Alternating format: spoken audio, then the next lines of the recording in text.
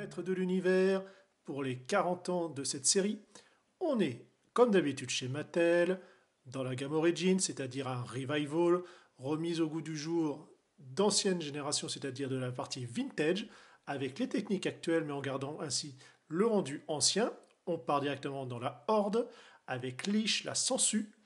On voit que c'est une version deluxe, puisqu'on va avoir tête supplémentaire, main, l'arbalète, toujours voilà, le mini comic derrière, les différentes voilà, figurines sorties au même moment, et l'avantage voilà, justement de Lich, si la mise au point se fait, c'est le système de ventouse, dont vous pouvez vous amuser à grimper, que ce soit votre fenêtre, votre frigo, directement avec, et donc ça donne voilà, un petit gimmick comme à l'ancienne, des plus agréables. Si on s'attarde, comme d'habitude, sur le magnifique artwork, on voit qu'il est aux prises avec un Snake Man, en train de le ventouser sucer. Créez votre jouet préféré en échangeant les parties qui vous intéressent ou pas. Le mini-comic avec les bulles. Alors il est tout de suite assez mastoc, hein, du fait des ventouses, forcément il prend un peu de place. Dans les articulations, bon bah le ball joint, voilà, ça c'est fait. Au moins ça s'enlève facilement. Ici l'épaule, ça bouge bien, le coude, pas trop de problème. Alors la ventouse, elle est sur quoi? Alors c'est voilà, elle est juste clipsée sur une rotule, donc en fait vous pouvez juste la faire tourner comme ça, il n'y a pas d'inclinaison possible.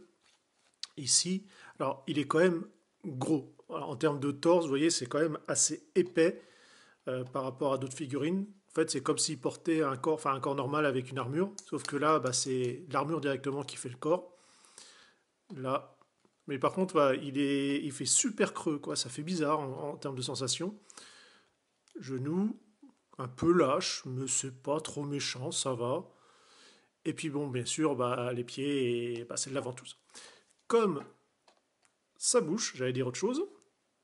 Donc c'est sûr qu'au niveau des poses, c'est un peu compliqué, mais final, voilà. Comme les ventouses sont assez plates, bon après, pareil, si elles sont un peu déformées, un coup d'eau chaude et ça se récupère. Mais voilà, il prend un petit peu de place. Bien sûr, comme je vous disais, on peut changer les mains comme cela et gagner ainsi l'articulation du poignet. Donc alors bien sûr, il y a l'autre main. C'est juste pour vous montrer la différence de ce que ça peut faire. Normal, hein, on va dire sans la ventouse, qui est pareil, bien mastoc. Bon, ça garde la proportion, hein, mais c'est vrai que c'est vraiment carré. Hein. Ça, là-dessus, on dirait prendre la place, oui, non. Et ça fait même un rendu un peu bizarre, limite une tête trop grosse. Déjà, bon, le torse est assez massif, mais bon, on va dire qu'avec l'armure, ça passe encore. Mais ouais, je trouve la tête, en tout cas, encore avec la ventouse, bon, vu que celle-ci est prédominante et masque pas mal, donc c'est pas trop dérangeant. Mais sans, je trouve la tête un petit peu trop grande. On va avoir l'arme arbalète que vous pouvez comme ça hop, clipser, classique. Je vous l'ai déjà présenté hein, dans toutes les couleurs. Hein. Un jouet sympathique et puis voilà, ce petit côté gimmick de système de ventouse, bah, c'est toujours rigolo, surtout quand on est gamin. Donc ça fait son effet, il n'y a pas de problème là-dessus. Comme je vous dis, il y a juste, voilà, je trouve la tête un petit peu trop mastoc.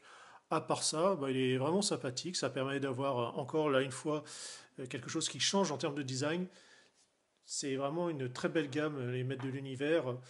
Je les découvre voilà, avec beaucoup d'années de retard, mais il y a vraiment des personnages vraiment atypiques et ça fait plaisir.